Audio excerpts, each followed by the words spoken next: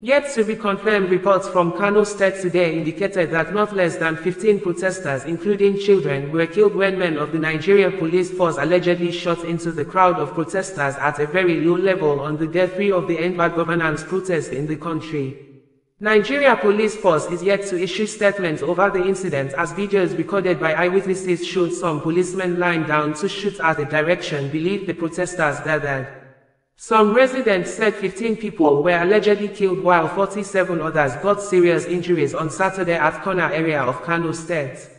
One of the videos posted online by the residents showed the crowd of protesters singing and moving towards anti-riot police officers who were seen moving backward until a police armored vehicle started firing at the crowd, and thereafter, a lot of policemen were seen in the video chasing and beating the protesters with objects that looked like sticks and other harmful weapons.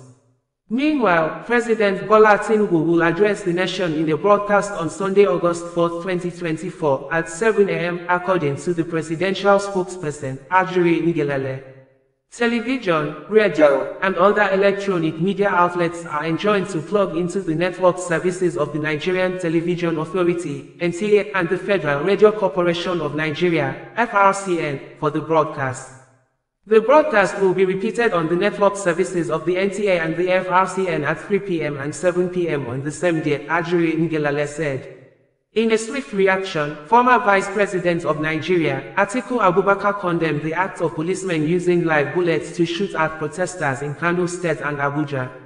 Atiku, who was the presidential candidate of the People's Democratic Party, PDP, in the last general elections in Nigeria, said, and in quotes, "Thus, I vehemently condemn the heinous act of using live ammunition on citizens peacefully protesting against bad governance, as witnessed today in Kano and Abuja. This is utterly intolerable and reminiscent of the dark days of military dictatorship. It is crucial to remind the government and security agencies of their paramount duty to ensure a safe and secure environment where citizens can exercise their right to protest without fear. When security forces open fire on innocent protesters, they do nothing but exacerbate tensions, transforming peaceful demonstrations into chaos. I refuse to believe that inciting violence is the intention of our authorities.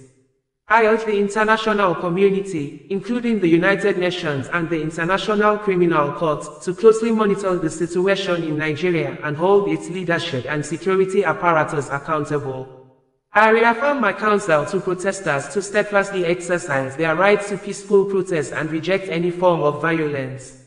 Those engaging in looting and the destruction of public and private property must be isolated and prosecuted according to the law. By indulging in such acts, they undermine the legitimate protest and play into the hands of those who oppose their right to protest. President Tinubu must demonstrate true leadership by immediately addressing and implementing the demands of the Nigerian people. Unconfirmed, bringing you the news in a more digital way.